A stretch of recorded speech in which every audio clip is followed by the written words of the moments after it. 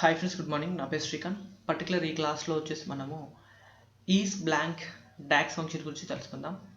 Okay, so friends, ఈ video కనుక మీకు అర్థం కావాలంటే స్కిప్ చేయకుండా మొత్తం చూడండి. చూస్తే మీకు కంపల్సరీగా అర్థమవుతుంది.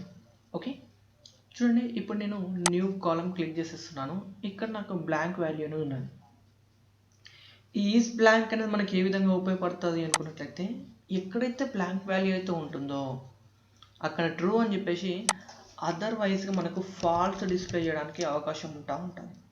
ఓకే, చూడండి. Value check whether a value is blank, return true or false అనమాట.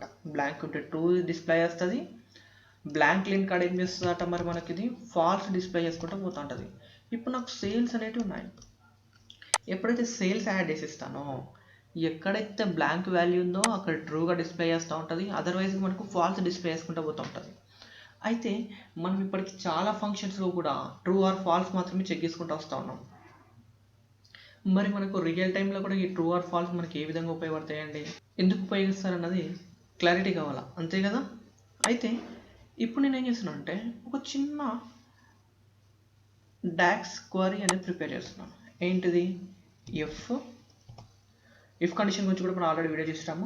ఒకసారి మనం 190 ట్యాక్స్ ఫంక్షన్ చెక్ చేసుకుంటే మీకు ఇఫ్ కండిషన్ గురించి కూడా ఒక క్లారిటీ వస్తుంది. Is blank.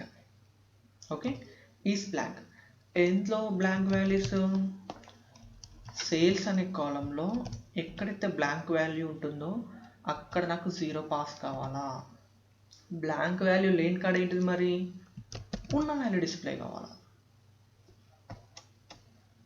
Okay, blank value లేని కాడ ఏంటిదట, మరి మనకు ఉన్న వాల్యూ యాస్టీస్గా డిస్ప్లే కావాలి. ఇప్పుడు చూడండి, చూసారా, ఇక్కడ బ్లాంక్ ఉంది కదా. ఈ బ్లాంక్లో మనం ఏం చేసినాము, 0 పాస్ చేసుకుంటూ పోయినాం. చూడండి, ఇక్కడ ఎటువంటి వేరియబుల్ ఏం యూజ్ చేయలేదు. జస్ట్ చిన్న ఇఫ్ కండిషన్ తోటి బ్లాంక్లలో మనం జీరోస్ అనేది డిస్ప్లే చేసుకుంటూ పోయినాం.